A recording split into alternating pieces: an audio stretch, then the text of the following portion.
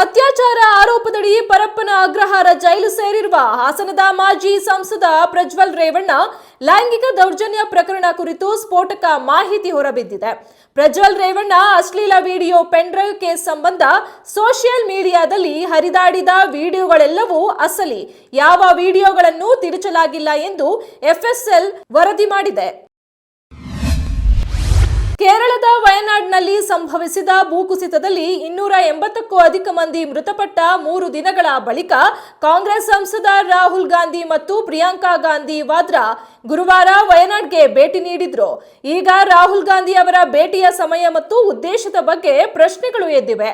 ಸಾಮಾಜಿಕ ಮಾಧ್ಯಮ ಬಳಕೆದಾರರು ಅವರನ್ನು ಮತ್ತು ಅವರ ಸಹೋದರಿಯನ್ನು ಟೀಕಿಸಿದ್ದಾರೆ.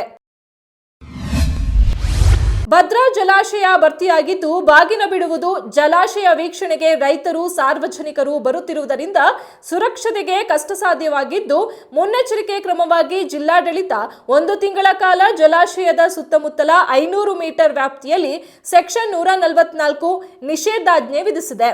ಭದ್ರಾ ಜಲಾಶಯ ಭರ್ತಿಯಾಗಿರುವ ಕಾರಣ ಪ್ರತಿದಿನ ರೈತ ಮುಖಂಡರು ಇತರರು ಬಾಗಿನ ಅರ್ಪಿಸಲು ಸಾವಿರಾರು ಸಂಖ್ಯೆಯಲ್ಲಿ ಬರುತ್ತಿದ್ದಾರೆ.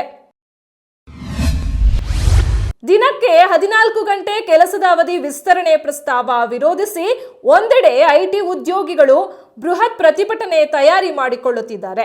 ಇನ್ನೊಂದು ಕಡೆ ಐಟಿ ಕಂಪನಿಗಳ ಮುಂದೆ ಸಾವಿರಾರು ಮಂದಿ ಉದ್ಯೋಗಕ್ಕಾಗಿ ಕ್ಯೂ ನಿಂತಿರುವ ದೃಶ್ಯ ಕಂಡುಬರುತ್ತಿದೆ. ದಿನಕ್ಕೆ 14 ಗಂಟೆ ಕೆಲಸದ ಅವಧಿ ವಿಸ್ತರಣೆ ಪ್ರಸ್ತಾವ ವಿರೋಧಿಸಿ ನಾಳೆ ಸರ್ಕಾರ ಹಾಗೂ ಐಟಿ ಕಂಪನಿಗಳ ವಿರುದ್ಧ ಬೃಹತ್ ಪ್ರತಿಭಟನೆಗೆ ಐಟಿ ಉದ್ಯೋಗಿಗಳು ಸಜ್ಜು ಮಾಡಿಕೊಳ್ಳುತ್ತಿದ್ದಾರೆ.